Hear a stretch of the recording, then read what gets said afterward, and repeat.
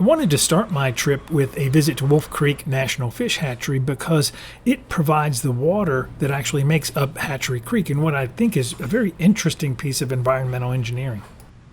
Once the trout are old enough to go outside, they're organized in these runs according to age and species, and the water here flows from left to right as seen in the video.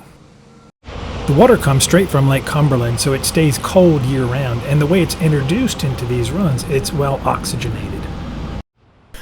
While here, I spent a surprising amount of time watching these huge trout. Made my heart skip a beat. Some of them had to be, I've never seen trout this big, some of them had to be at least 24 inches long, at least.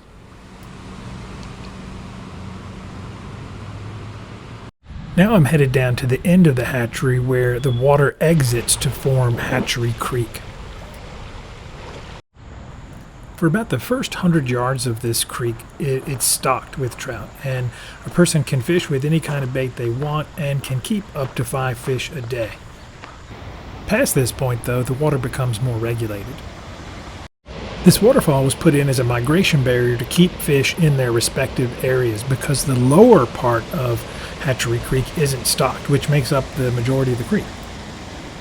Here's a map of Hatchery Creek, and this little section down here you can see is where we're at, and that's where the fish are stocked. And then the majority of the stream, over a mile of it until it runs into the Cumberland River, is not stocked, but still has trout that migrated in from the Cumberland River.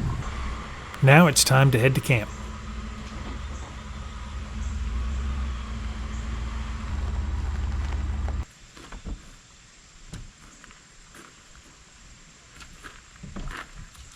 I opted for a campground this time because I looked and I couldn't find anywhere for dispersed camping within an hour of Hatchery Creek, and I want to fish in the morning, so that was going to be tough. So we're at a campground, and it's nicer than we normally do for sure, and I'll show you real quick. So here's Hank. He's figuring things out. We have power, which works well because I'm gonna use air conditioning tonight probably. We have water, which Hank has already taken advantage of. A picnic table with some creative paint work on it, fire pit, and we're pretty secluded. There's a space over there, but nobody's there. Even if there was, we wouldn't really be able to see him much. And it's just, we're in the woods. This is a really nice spot as campgrounds go. So Hatchery Creek is right over that way. So I think I'm going to walk over there now with Hank and have a look at that.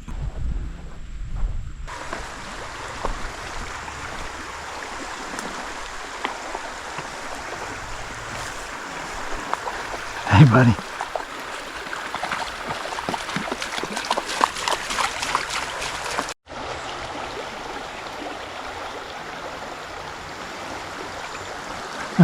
That's a good way to cool off. The rain picked up, so I went ahead and put up the awning.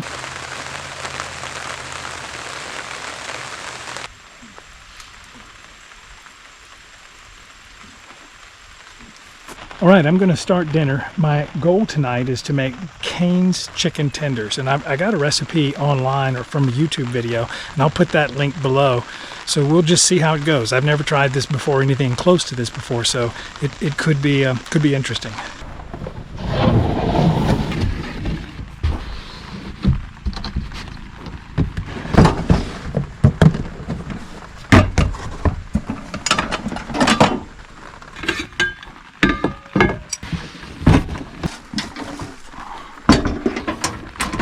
Okay, so 3/4 of a cup of mayonnaise. Oh boy.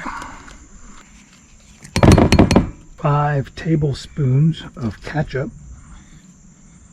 1.5 tablespoons of Worcestershire. 1.5 teaspoons of kosher salt. And 1 clove of garlic. And then black pepper to taste. Alright, so that's it for the sauce. Okay, now for the batter that the tenders are going to go in. We're going to start with 1.5 cups of buttermilk, tablespoon of kosher salt, 1 tablespoon of garlic powder, 1 tablespoon of white pepper. I'm going to mix this up and put the tenders in there. Now the chicken tenders, I'm going to clean up a little bit. They've got some parts to them. Like I said, this has been in salt water overnight, but I like to get these parts out. So I'm going to take a minute to clean this up and then put it in there. So with the toast, I'm going to have butter and then some garlic. I'm not going to go crazy. I love garlic, but it can be strong too. And for the frying, I'm actually going to use my cast iron skillet. This, I pulled it out before the trip and it actually had some rust on it. It had gotten a little bit wet on the outside, and so I had to re-season it. All right, now I've got to be careful with Hank here. All right, now for the flour mixture. 1.5 cups of flour. 1 tablespoon of kosher salt. Now, a tablespoon of garlic powder.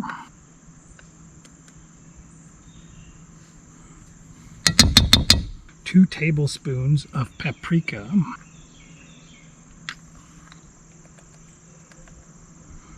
And 2 tablespoons, or teaspoons rather, of the white pepper.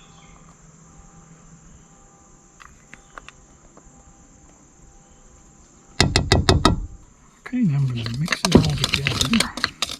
All right, now here is the chicken, which has been sitting a while. I'm going to make sure.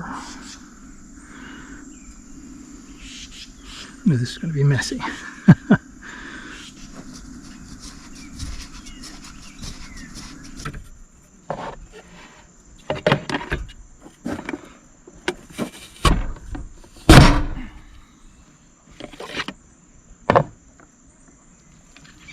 Worked pretty well. I'm going to let these fries soak in some water for a while.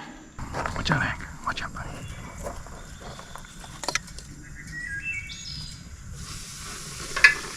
Ooh.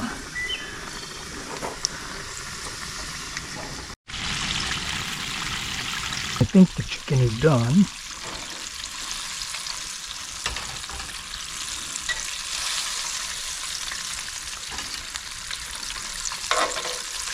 Okay, so I've increased the heat again for the fries. I'm going to cut these down to about half, I think.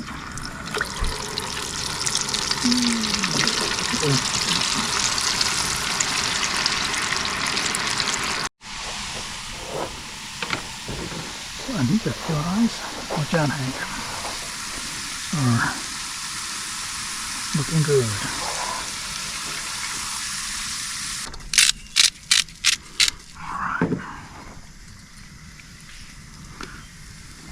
Toast is cooking, sourdough bread, and there it is, canes at camp.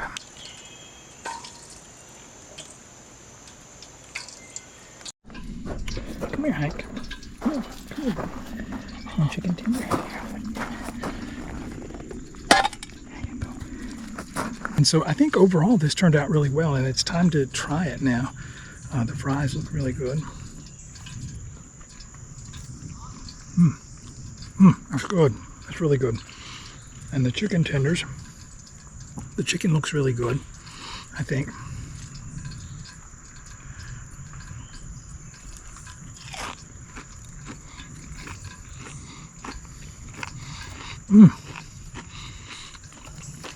That is a lot like Cane's. This is good. This is great. I'm happy with it. The thing that is different, the cane sauce has more of a taste of garlic in it than actual cane sauce. And the recipe called for 3 cloves and I only put 1 in. So, but otherwise it's exactly the same. So this is great. Now to eat it. Oh, Hank ate his as well. Just for an update, this is really, really good. I would highly recommend it. I actually think I like the sauce a little better with a hint of garlic in it. The chicken is great, fries are good, toast is good. This is, I'm not a great cook, but this actually turned out pretty well despite that. So highly recommend it. So we're in for the night, and food was really good. It turned out to be more than I could eat, and ended up giving Hank some of mine, which he took. And he's, you can see he's really zonked out already. We've got the air conditioner on back over there. I don't know if you can see that or what, or hear it. But anyway, it makes a big difference. It makes it very comfortable in here. We're definitely not roughing it tonight. So anyway, I didn't get to go fishing this afternoon. I was hoping that I'd get to, but the rain, that meal took a while. It took a while to clean up and just ran out of time. So don't have to be out here until tomorrow at 3 o'clock, I don't think. So I've got most of the morning. It's supposed to rain, but hopefully that'll be light or it won't happen. But anyway, I'm planning on getting up in the morning and heading out to the stream and seeing if we can find some trout. All right, we'll see you in the morning.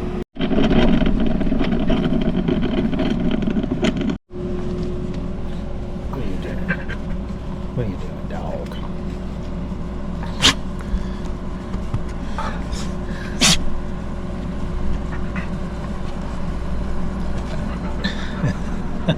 Good morning.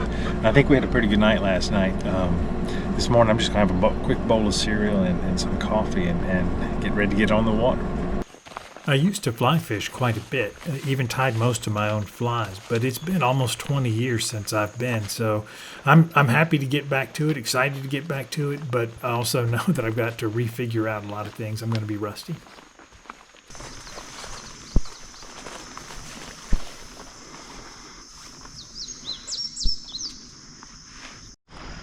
You can tell this spot has been fished a lot because of the foot traffic here. So what I'm going to be fishing is a dual nymph rig, and I hope you can see this.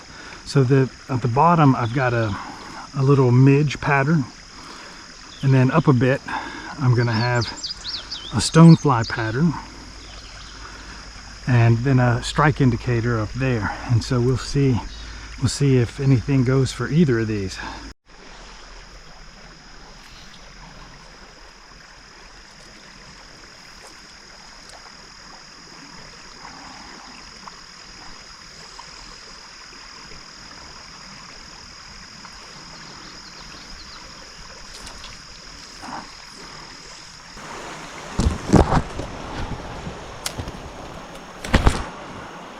My first catch of the day.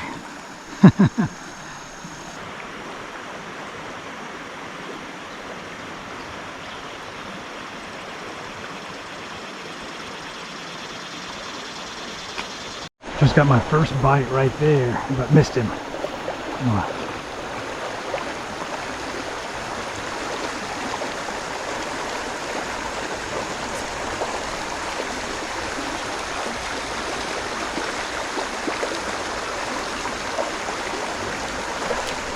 There we go.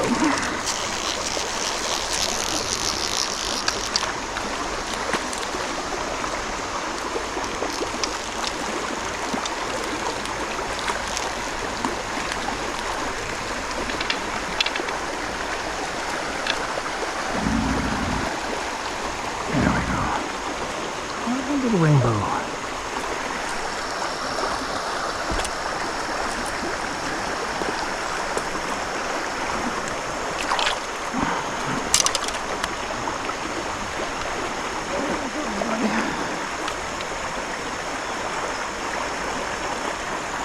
There he is. Oh. Not a great release, but there he goes.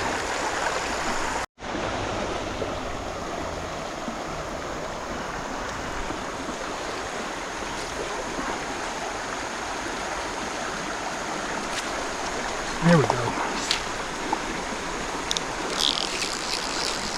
Oh, got off. Dang. All right.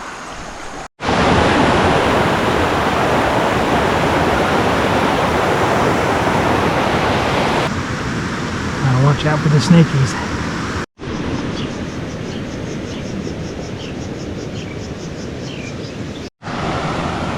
So this is where Hatchery Creek comes into the Cumberland River. And there are a lot of trout and big trout in the Cumberland River. In fact, the state record for brown trout and rainbow trout were both caught out of the Cumberland River here. I just went down in this mud. I felt something pop in my right leg. So we'll see how this goes. I can move everything and I don't have any pain now. But man, this mud is slick.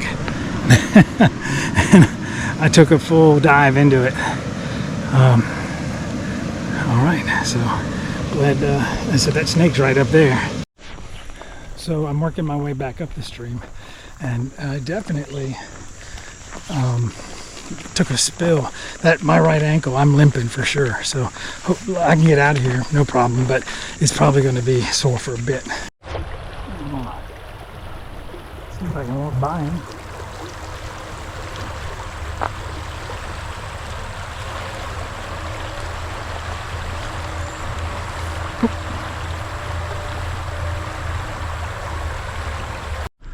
I just got back to camp, and boy, I am really hot now and muddy. That was a rough outing in some ways, but you know, I still had a good time. It was the first time I've been fly fishing or tried to fly fish in a long time. I could tell by the end my casting was getting better. I was remembering how to work in small space and not end up in a tree with my fly. And so, and I did catch one small fish and hooked another one, you know. So it's a start. I've had fun, and I guess I'm gonna call it a day and trip and head on back home. Thanks for watching.